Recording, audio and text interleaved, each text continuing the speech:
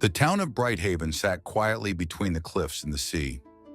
Every morning, the waves rolled in like clockwork, calm, constant, unchanging. Among the fishermen, shopkeepers, and sailors lived a boy named Eli Turner, 12 years old. Eli had stopped speaking a year ago, the same year he lost his mother to the sea. People in town whispered, "He hasn't said a word since that storm." His father, Jonas Turner, a fisherman with rough hands and tired eyes, tried to act strong. But every time he saw his boy sitting on the shore, drawing on driftwood with pieces of charcoal, his heart broke a little more. Eli drew things he couldn't say. His mother's smile, the waves that took her, the stars she used to point out at night. He didn't need words. The ocean understood. One late afternoon, as the sun bled orange over the water, Eli noticed something. The old lighthouse wall, cracked and gray, forgotten by everyone. A group of workers was repainting it, but their brushes moved lazily. Eli stood near, clutching his little paint box, the one his mother had given him before she passed. A worker noticed him and chuckled kindly. "You got something to add, boy?" Eli said nothing. He just opened the box. The workers watched as he dipped his brush and began to paint.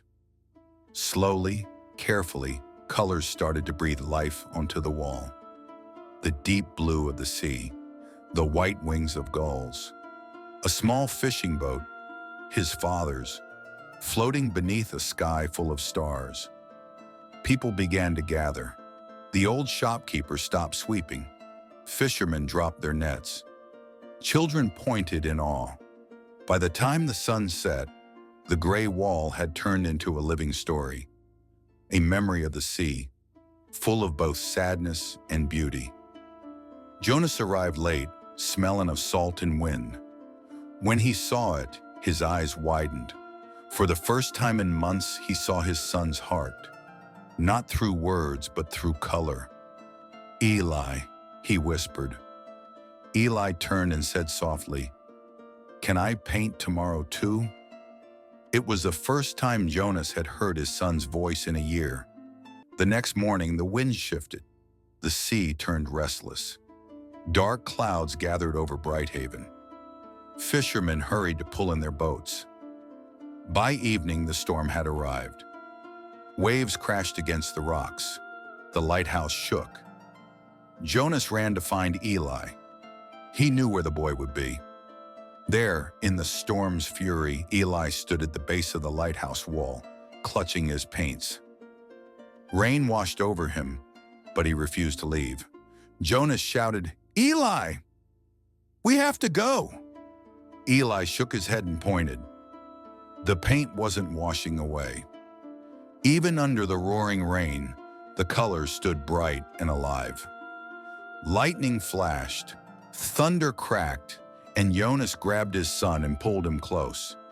They ran home together through the rain, holding on to each other tighter than ever. When dawn broke, the storm was gone.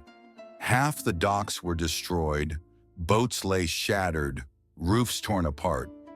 But when the townspeople walked to the lighthouse, they stopped in disbelief. The painted wall was untouched. Not a single color had faded. In fact, it shimmered in the sunlight as if the sea itself had protected it. Word spread quickly. Some called it a miracle. Others said it was a sign. But for Jonas and Eli, it was something deeper.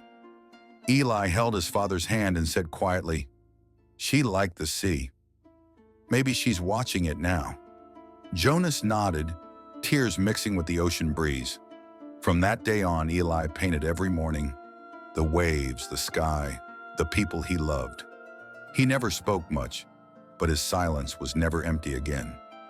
Years passed. Eli grew taller, stronger, wiser. He became known as the boy who painted silence.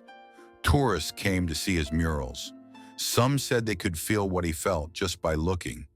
But Eli never chased fame. Every morning, he still walked to the shore, dipped his brush in the sea and painted.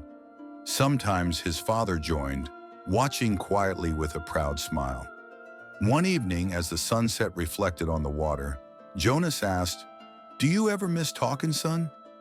Eli smiled faintly and said, "Sometimes, but the world listens when it's quiet," and the waves rolled in, calm, constant, unchanging. You don't need a voice to leave an echo. The quietest hearts often speak the loudest truths. Silence isn't the absence of sound, it's the presence of meaning.